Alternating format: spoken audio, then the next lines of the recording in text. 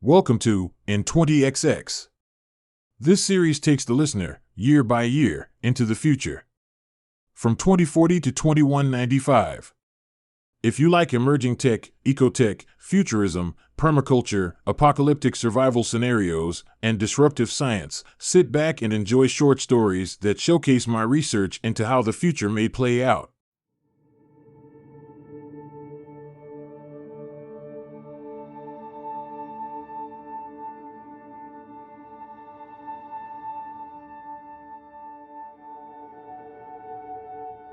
Good evening, I'm Morgan Colt, and welcome to the Nightly News Brief. Our top story tonight, the casualties caused by the drone invasion. Every day has brought new tragedies, and tonight we mourn the loss of 17 including Henry Murdo, the billionaire CEO of a large pharmaceutical company. Mr. Murdo was on a quail hunting trip yesterday when over 100 drones overtook his party. In addition to Mr. Murdo, 5 of his business associates, 3 outfitters, and 7 bodyguards were shot down. Last night, the country lost a prominent investor, Dwayne Jack Farver. Mr. Farver was shot and killed when he stepped out on a 57th-story balcony during a party. Though over 20 others were on the balcony at the time, no one else was wounded. Our thoughts are with the victims, their families, and friends during this difficult time. It's estimated that 4 million drones are in wait and hunting for specific people. If you spot any, ask your AI to contact Drone Watch. In other news, a new report indicates that a staggering 72% of people capable and likely to work have lost their jobs between 2045 and 2047. However, the report also found that 23% of those people have started new, often higher-paying, careers in automation and robotics.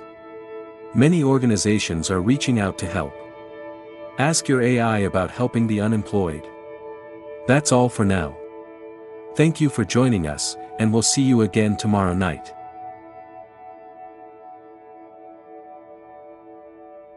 Guru Frisky, 26 years old, walks around the Portland Expo building. Having retired her influencer outfits, she now wears a flight suit nice enough for business meetings. Her jewelry is minimal, and her designer AR glasses are mirror-shaded across the top. People mill around, their shoes squeaking on the floor. Even soft sounds echo. The ceiling, high above, disappears in darkness while hung spotlights brighten the floor, stands, and stage. Guru follows a bot. 2 spoked wheels on the sides of its cooler-sized base move it about with agility. A tripod on top of the base holds 20 cameras and 5 mics 5.5 feet from the floor. She can control it with her thumb. Her Connect link reads the VR dots in her fingers. The bot makes choices about how to maneuver through the crowd, all the time recording. Editing AI will put all the footage together for her and post it in long and short forms. It'll also write articles and posts, put them online, and submit them to news outlets. She talks to cameras on the bot. Here we are at a rally for Liz Hunt's re-election. I already recognize a face or 2. This is the 2nd year I've followed campaign trails, and I've got to tell you, things feel kind of spooky tonight. Big names are noticeably missing, not just politicians and billionaires. Someone just asked me if I was afraid of triggering a drone attack, and as much as I'd like to think I'm big news, I don't think I'm there yet. No, most of the peeps who target me are incels who spend more energy on not masturbating than on developing attractive skills like, I don't know, singing, learning another language, raising goats, or anything with a hint of good vibes. She follows as the bot nears the stage, saying, looks like they're setting up. Usually, near the stage, I can find someone interesting to talk to before the show. You, viewers of the live feed, can change your viewpoint and have a look around, but don't forget to look at me. She gives a toothy smile and places an index finger on her dimple and says, wow, what's all that equipment they're loading on the stage? Excuse me. What are you putting on the stage? A man in overalls connecting black boxes with cables after standalones place them on the stage looks up and says, it's hologram equipment. Guru says, this is President Hunt's rally. won't she be here in person? The man gives a sneering smirk and says, "Are you kidding me?" Guru spots a standalone made for remote meetings and says, "Ooh, must be someone important there. Thanks for talking." She points with her thumb over closed fingers, and her broadcast bot wheels around her and heads in the direction of the remote meeting bot. Many improvements have been added to the latest remote meeting standalones. The shells on the simple shapes of its body can display vibrant images and even play video. The shell of the bot she heads toward makes the bot look like it wears a man's suit. Its head is the midpoint between a cube and a sphere.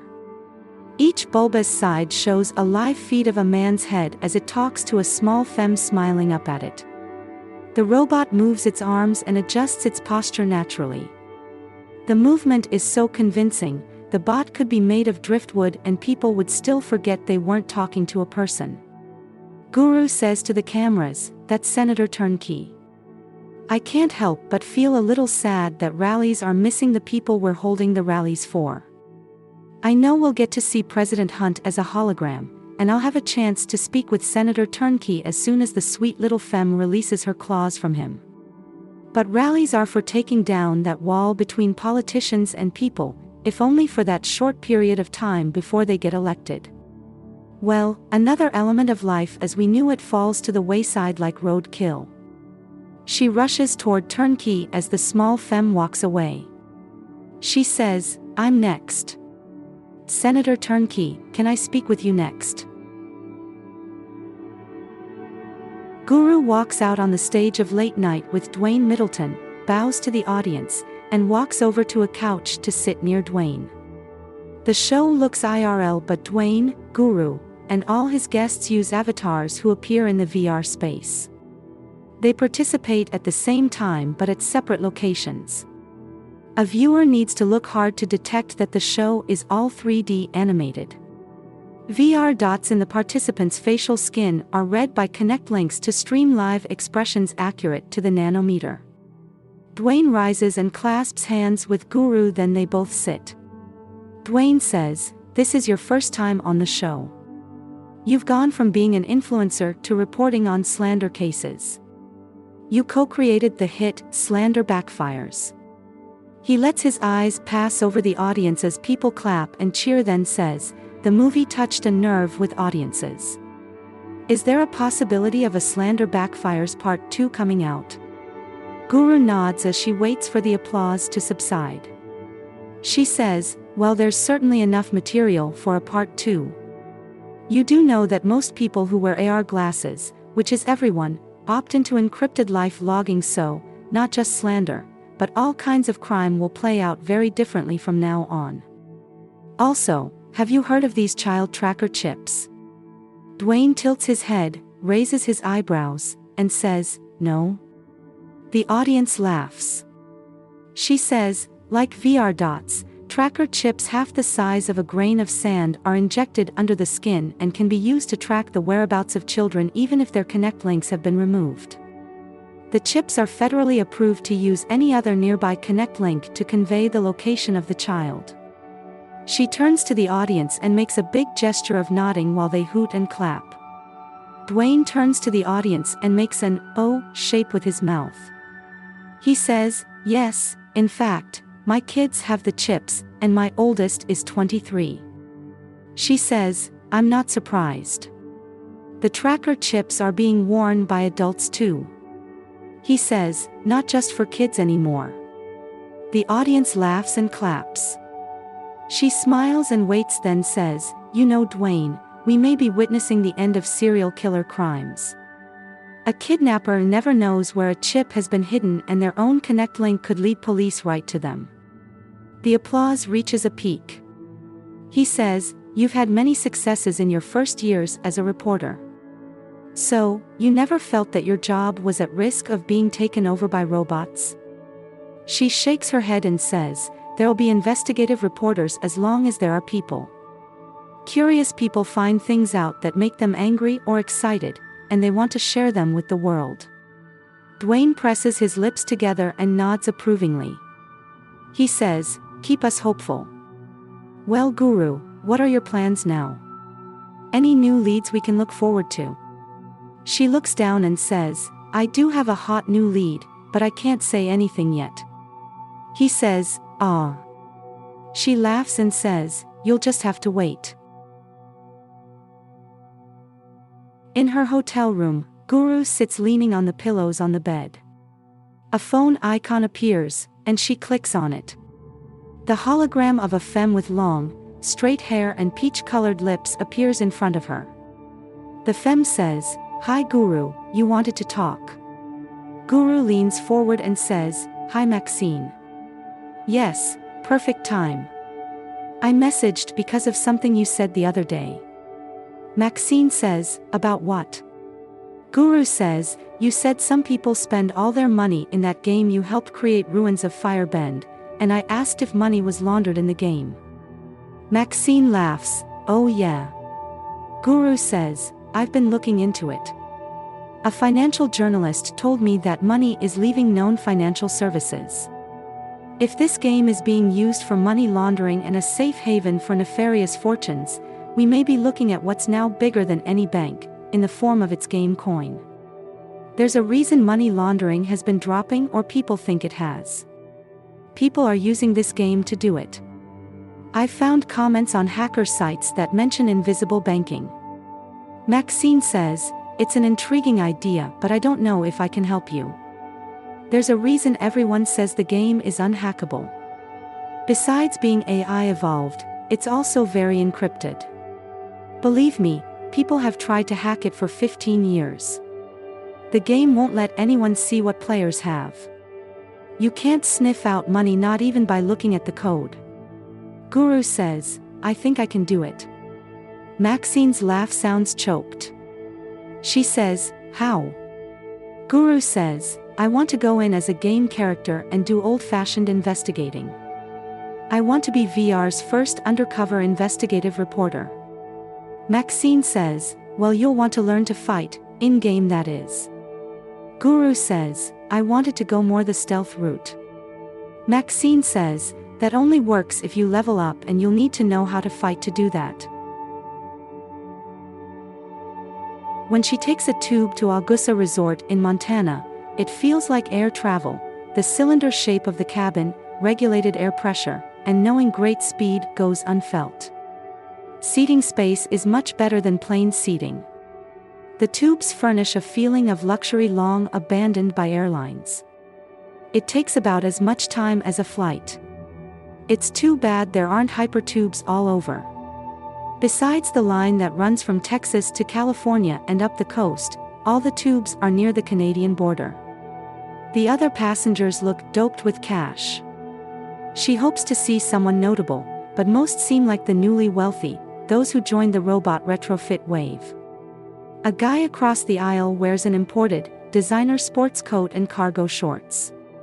It's like seeing flat tires on a luxury car. Most passengers are oblivious to their surroundings with glasses frosted over. Her urge to make an influencer post comes back, but she tries to forget it.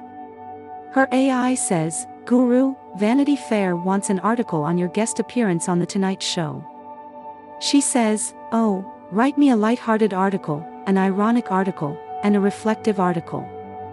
It says, I've written them. She says, read them to me. As the AI reads, she says, keep that part for the final article, and, oh, let's use that whole paragraph. After she asks the AI to write the final article using the parts she chose, she asks the AI to send it. She says, I almost forgot to ask. How much will they pay me? It says, $500. When the tube slows to a stop, the plane experience turns back to a train experience as the wide doors slide open and everyone shuffles out into a tiled station. Her AI says, take the stairs to your right. She says, what about my luggage? It says, it'll be taken to your room. She walks through a lavish mall and says, what else do they offer here? It says, besides meeting and convention rooms, the resort offers a Disneyland, Six Flags, water parks, golf courses, horse track, sports stadiums, event arenas, indoor surfing, a zoo, stage production theaters. She interrupts, saying, "Okay, okay. I get it. And it's owned by Native Americans." It says, "Yes." All around, transparent panes stand much taller than people, 2 inches thick and 8 feet wide. Like giant see-through dominoes stood here and there throughout the entire walkable area. Though these walls don't stop people from being able to see any part of the mall, they do stop bullets. Looking around, she sees a spa, a yoga center, and a juice bar. Montana has become one of the most expensive places to rent or buy a home.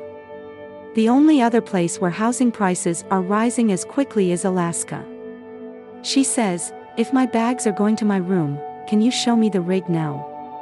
It says, "Sure. You can use the rig you rented at any time. It's reserved only for your use. Turn back and take the left at the fountain." Besides the rigs, the resort has swimming pools optimized for people visiting VR. The freedom of movement in the pools greatly enhanced VR visits. "I can arrange for you to check out," she says, skip ad. In the center of an area where people sit on benches and in massage chairs, a life-size statue of a young man running and holding out his arms catches her eye. She asks, "Who's the statue of?" The AI says, "The statue is called the Run of Carl Heavyhead. It commemorates a tribe member who sacrificed his life when a faction of the Tucker Group attacked a group of natives and Dr. Tom Phan." She says, "Isn't Tom Phan the one who started Yeast Meat?" It says, "Yes. Tom has mentioned Carl Heavyhead saving his life many times." She says, "What was Tom Phan doing with a group of natives?" It says, "I can't find a satisfactory answer. The incident happened at the beginning of the media attack."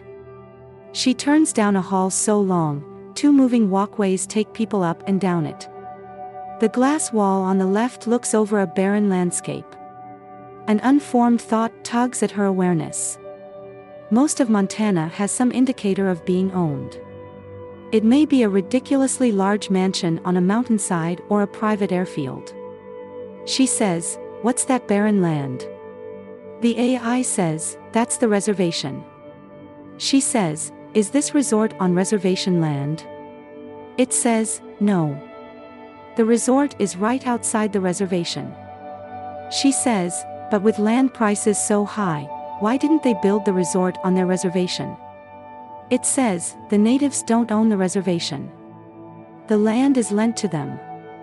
They have residential towns on the reservation, but other than that, they buy land outside the reservation for all the companies, businesses, and rentals they own." An elevator takes her to floor D, 4 floors below 1.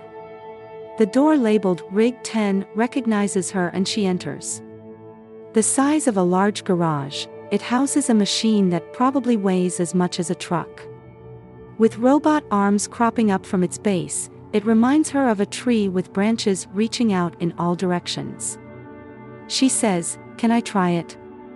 The machine comes to life with sounds of air compressors filling and hundreds of small motors clicking initiation sequences. Her AI says, "Yes, I can talk you through boarding it." The central trunk of the rig leans 40 degrees toward her. Her glasses draw a circle around a group of belts on top of the beefiest arm. The AI says, "For starters, you need to strap into the hip and crouch harness. I've highlighted where those are." When she's fully strapped into the rig and pulls the headset on, the rig takes her through introductory exercises. She can walk, jump, climb stairs, crawl, and swim. Anticipating her movements, it feels like the arms aren't there. Machines in the gloves make it feel like she really does grasp oars when she rows a VR rowboat. When she hits a ball with a bat, the vibrations of the ball hitting the bat reach her hands. Afterward, she climbs off the rig, has a look at her room, and then eats an early dinner in a restaurant with fish pools near every table and a grand piano that plays itself. The robot waiter looks the most peep-like that she's ever seen. A shell shaped like a pompadour stands in for hair, and shell-like parts make up its face. She's glad the makers didn't go uncanny valley on their creation. The next day, in the rig, Guru signs into ruins of Firebend. She spends way too much time developing her character. Having chosen a mountain elf, one would think that choosing sexy outfits would be easy, but the starting choices are as limited as a downtown discount clothing store after the holidays. She wants to be like a spy elf, but the two cloaks she can choose look like army blankets. No doubting what gender created the clothing for this game. She chooses Fairhaven Square as her entry point into the world. Many online guides say it's the safest place for new players. She finds herself on a crowded street. Everyone looks like a variation on Peeps. Dwarves, semi-giants, elves, fairies, and nymphs brush shoulders with humans. Stone buildings flank the street. Carts, horses, sheep, and dogs also press on through. A cat darts past Guru's feet. Or Genevieve, Guru's game name is Genevieve. Must remember that. As she walks north, she reads signs. Standing on a broken fountain in the center of where 5 streets come together, a town crier in rags calls out, "In Draveldorf, the nearest town, a dragon destroyed the largest fortress tower. The people of Draveldorf need the help of brave fighters." Genevieve walks up to the boy and says, "I'm looking for the Marker Academy. Have you heard of it?" The boy holds out his grimy hand and says, "I may have." She grimaces and picks the smallest coin out from her coin purse and hands it to him. He smiles with crooked teeth as a bluebird flies down and lands on his shoulder. He says, "You say you have no map yet. Follow my bird. It'll lead you to the Marker Academy." She asks, "Where are your parents?" He says, "My parents were disemboweled and hung on the walls of Electrum, whose ruler has been going mad for years by following the whispers of Gruelio, who some say comes from the land of dreams. Electrum is in high need of a mighty warrior savior." The blue bird flies up and flies circles above. She says, "Well, good for you, or I'm sorry for your loss." She follows the bird. At the gate below the sign that reads, "The Mark Academy," in carved wood, the bird flies far up into the sky and away. She pulls a rusty chain and hears a bell inside ring. A gaunt figure in hooded robe steps into the little yard inside the gate and crosses over. Without showing their face, the figure asks, "Why do you call?" She says, "I have an appointment with the Mark." The hooded figure asks, "What's your passphrase?" She says, "Horseheads in the big house." They lead her through the yard and up old stone stairs to a private courtyard. Shadows from the second-story balcony shade a walkway around the courtyard. The noise of the streets is blocked out here. The figure says, "He'll be here any minute." They leave and a large, hairless, shirtless man strides across the yard toward her. He holds out his hand and says, "I'm the Mark. Nice to meet you. I'm looking forward to training you." He bows. "Would you like me to speak to you in the way of this world or in the way of that other world?" At first, Guru pauses with confusion. Then she laughs and says, "Oh, let's just talk. Like IRL." His posture changes from austere to business casual and he says, "Okay, great. I can tell you're in a rig. If you don't mind me asking, how the hell did you get your hands on one of those?" She puts her hand on her hip and says, "I'm renting it." He says, "You can do that." She says, "The only place I could find to rent one is in a Native American resort in Montana." He says, "Seriously?" She says, Seriously. He trains her for a week and tells her about a campaign she can join that'll help her achieve scout status so she can gain some abilities in sneaking away, eavesdropping, finding hidden messages, etc. On a Monday morning, she awakes and parts the curtains. Above the mountains, the clouds are so thick and dark, it still looks like night though it looked like day at the same time yesterday. She heads for the rig room. On the way, standalones pass here in the halls carrying long rolls of tarp and hauling containers. Uniformed peeps hurry down halls, open access panels, and go from room to room. In the elevator, Guru asks a uniformed staff person, "What's going on?" The femme, who may still be in high school, with wide eyes, says, "I'm not sure, sorry. Someone told me it's a drill." In the rig room, Guru enters the game. She pays for a sorcerer to send her through the ether to a town called Golden Castle. The flight through the ether reminds her of wormholes like those in movies. Wearing a stylish black snakeskin cloak and soft leather boots, thank goodness for players' created items, she rematerializes on a narrow dirt road that leads from a woodsy mountainside to the stone wall surrounding a town. Crossing a drawbridge over a moat, she notices soldiers walking on the top of the wall. In the town, the roads are cobblestone and almost every building, has a sign for a bank hung over its door. Making a point of striding with an amiable air, she sees no one. The mid-sized town has no farmer's market, no blacksmith, no inns, or public notice boards. A figure half her height runs down the road toward her. She places her hand inside her cloak and clutches her dagger. It runs right up to her, a gray-faced wraith, and it says, "What are your wants here?" She says, "I'm on my way to Wazelcrest, a few miles from here. I'm wondering, kind soul. I'm in need of rest and sustenance.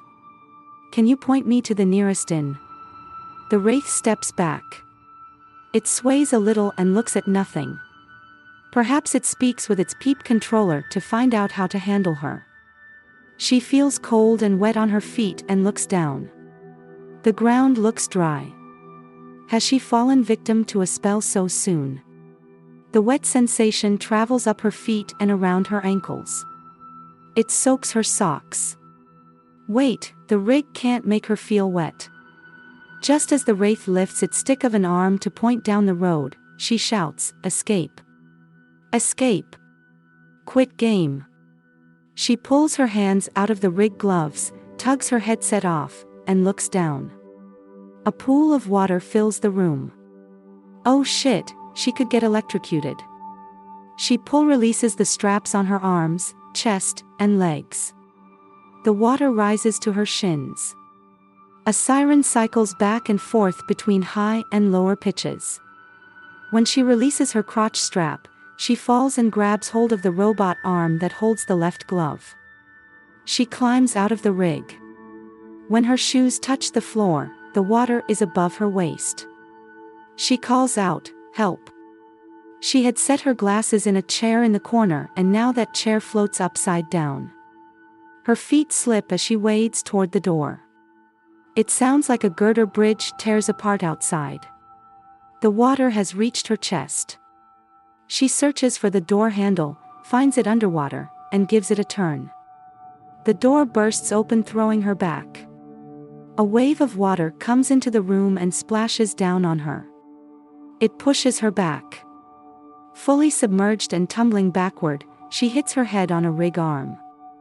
Holding her head, she fights the current and tries to swim upward. Her head emerges. Water entering the room makes visible currents on the surface. The door is almost below the water's surface. An explosion shakes the building, and the lights shut off, leaving her in total darkness. She reaches up and feels the ceiling. Sounds of fizzing and bubbling grow loud. She swims toward where she thinks the door may be. One of her legs kicks a robot arm, sending a sharp pain through her shin. Her head submerges, and when it surfaces again, it hits the concrete ceiling. She must keep kicking to stay afloat, but it scares her that she may kick the rig again. An underwater explosion throws her tumbling. Her ears ring for a moment, then she loses her hearing entirely. She hits the wall, and her hand finds the top of the door. Listen to the next episode to find out what happens to Guru.